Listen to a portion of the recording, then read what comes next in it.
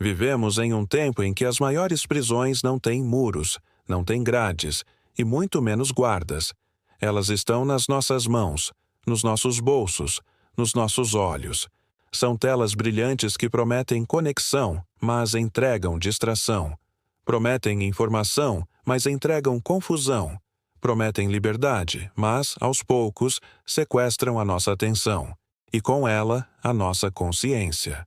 Você já parou para pensar quantas das suas ideias realmente vieram de você? Quantas das suas opiniões foram construídas a partir de uma experiência real e profunda e não plantadas sutilmente por um vídeo de 15 segundos, por uma frase impactante com fundo musical ou por um post cuidadosamente editado para parecer espontâneo? A verdade é que o que chamamos de eu está hoje constantemente sendo editado, moldado e manipulado por um algoritmo que aprende com cada clique seu. Ele não tem nome, rosto ou intenção humana. Ele apenas age com base em dados, e esses dados constroem uma versão sua que você mesmo não reconhece mais. Aos poucos, você deixa de saber o que gosta de verdade, o que acredita de fato, o que quer genuinamente. Porque tudo está sendo conduzido por estímulos externos tão sutis que você nem percebe. A forma como você vê o mundo, como sente a si mesmo, e até como se relaciona com o outro, está sendo influenciada por um mecanismo invisível, que não dorme, não para e nunca está satisfeito. E o mais alarmante: você pensa que está no controle. Não é preciso estar em um experimento científico para ser cobaia. Hoje, basta estar online. E a cada dia que passamos imersos nas redes, consumindo conteúdo de maneira automática, sem filtrar, sem questionar, sem presença, nos afastamos mais e mais da nossa própria essência. Não é exagero dizer que estamos vivendo dentro de bolhas cuidadosamente construídas para nos manter presos, entretidos e passivos.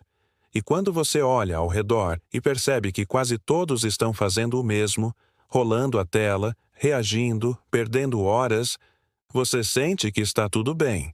Afinal, é o novo normal, mas a grande pergunta é: será que o fato de ser comum torna isso menos destrutivo? Existe um silêncio profundo que não se ouve com os ouvidos. É aquele que sentimos dentro de nós quando paramos e percebemos que não sabemos mais ficar sozinhos. Não sozinhos de pessoas, mas sozinhos de estímulos. Hoje, o desconforto de simplesmente existir, sem nada em que se distrair, se tornou insuportável para a maioria. E é por isso que as redes sociais ocupam um papel tão poderoso.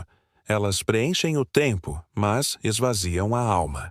Substituem a solitude pela dependência, a reflexão pela reação, a profundidade pela performance. Aos poucos, vamos nos transformando em versões adaptadas para o consumo. Passamos a nos comunicar não com autenticidade, mas com filtros, não apenas visuais, mas emocionais.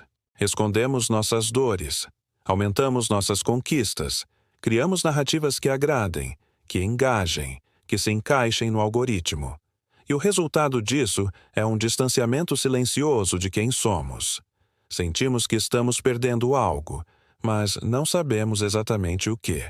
É como um vazio constante que não se preenche nem com curtidas, nem com seguidores, nem com viralizações.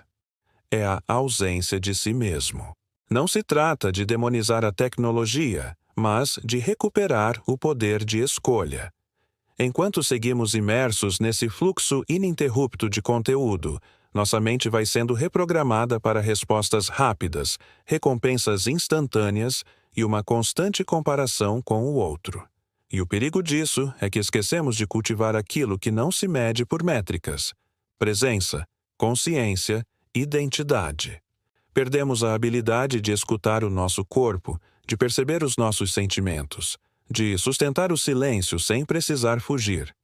E é nesse ponto que o impacto se torna espiritual, porque não estamos apenas falando de vício digital, estamos falando de um afastamento da nossa alma. Mas existe um ponto de retorno. Um caminho que começa quando você escolhe olhar para dentro. Quando você decide, conscientemente, se desconectar para poder se reconectar. Não com o mundo, mas com o que há de mais íntimo em você. A reconexão não acontece de uma vez. Ela é construída, passo a passo, através de pequenas escolhas que parecem insignificantes, mas que, com o tempo, reprogramam sua mente e libertam sua energia. Comece aos poucos, delimite horários para estar online, silencie notificações que não são urgentes, observe os conteúdos que consome e pergunte a si mesmo: isso me nutre ou me drena? Me aproxima de quem eu quero ser ou me afasta da minha essência? Ao trazer consciência para o uso da tecnologia, você já está mudando a frequência da sua presença. Mais do que isso, busque momentos de reconexão com a natureza, com o corpo, com o silêncio. Meditar não é luxo, é necessidade. Escrever sobre o que sente, caminhar sem pressa, olhar nos olhos das pessoas ao conversar, tudo isso são atos revolucionários em um mundo que nos quer ansiosos, dispersos e apressados. Você pode, sim, viver nesse mundo sem ser dele. Você pode usar as redes sociais como ferramenta e não ser usado por elas. A diferença está na intenção. Não há nada mais poderoso do que alguém que recupera o domínio da própria mente. Porque essa pessoa deixa de reagir e começa a criar. Deixa de ser controlada e começa a escolher. Deixa de existir no automático e começa a viver com propósito. E esse é o verdadeiro impacto. Quando você se transforma, tudo ao seu redor começa a vibrar em outra frequência, porque sua realidade externa nada mais é do que o reflexo da sua realidade interna.